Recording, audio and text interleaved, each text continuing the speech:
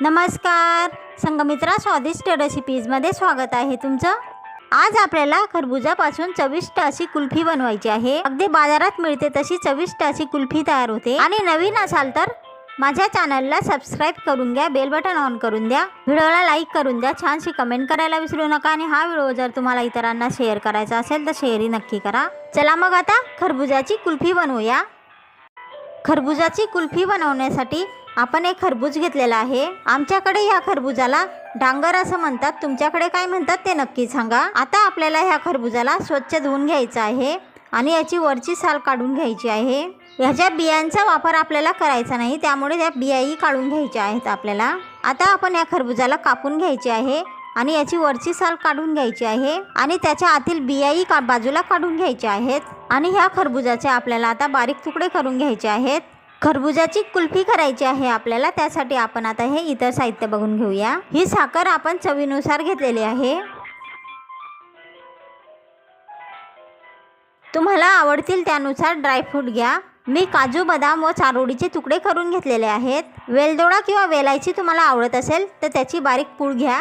हे आपण दूध घेतलेलं आहे, याला आटवून निम्मे करून घ्यायचं आणि थंड करून घ्यायचं, नंतरच त्याला वापरायचं। चला मग आता कुल्फी बनवण्याची पुढची प्रोसेस सुरू करूया। त्यासाठी आपण मिक्सरच्या भांड्यामध्ये ही साखर टाकून घेतलेली आहे। आपण खरबुजाचे तुकडे करून ठेवलेले होते तेही मिक्सरच्या भांड्यामध्ये घालून घेऊया।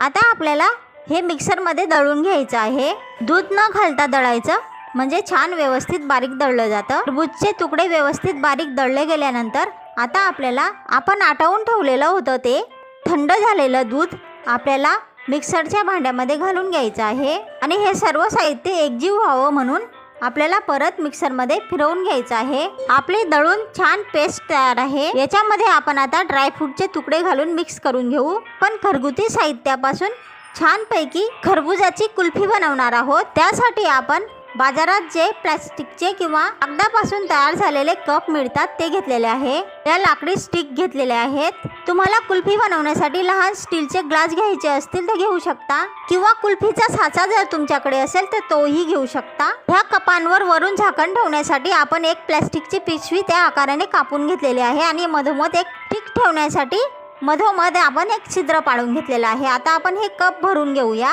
तुम्हाला जेवढ्या कुल्फ्या बनवायच्या असतील त्यानुसार कप भरून घ्या।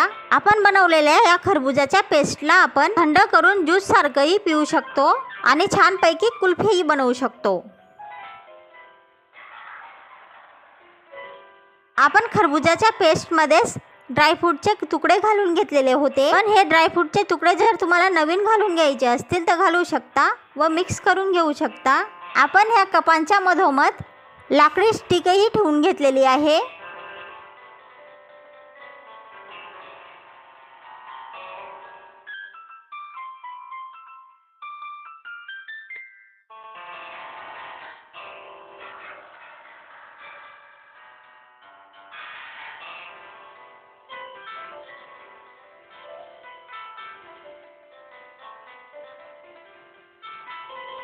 वरून झाकण ठेवण्यासाठी प्लास्टिकची पिशवीचे तुकडे करून ठेवलेले होते ते ठेवून घेऊ। प्लास्टिकच्या पिशवीला मधोमध छेद पाडलेलं होतं, त्यानुसार त्या छेदामध्ये मधोमध स्टिक ठेवून घ्यायची। आता आपल्याला हे कप 5-6 तास तरी फ्रीजरमध्ये ठेवून घ्यायचे आहेत। फ्रीजर म्हणजे ज्या ठिकाणी बर्फ तयार होतो त्या भागामध्ये आपल्याला हे ग्लास ठेवून घ्यायचे आहेत।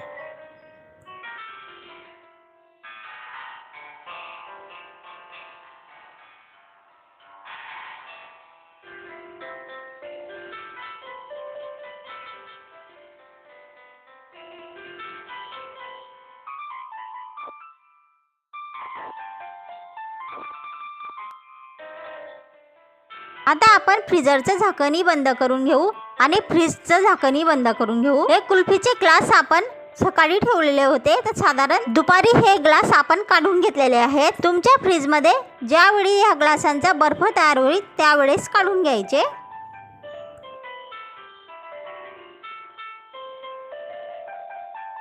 खरबुजापासून आपण कुल्फी बनवलेली आहे। आता आपण ही कुल्फी ग्लासावर अशा प्रकारे हात फिरवून काढून घ्यायची आहे, त्यामुळे ही सहज निघते. किंवा ह्या ग्लासांना आपण रूम टेम्परेचरच्या पाण्यामध्ये बुडवून ही कुल्फी काढून घेऊ शकता. अगदी सहज निघते.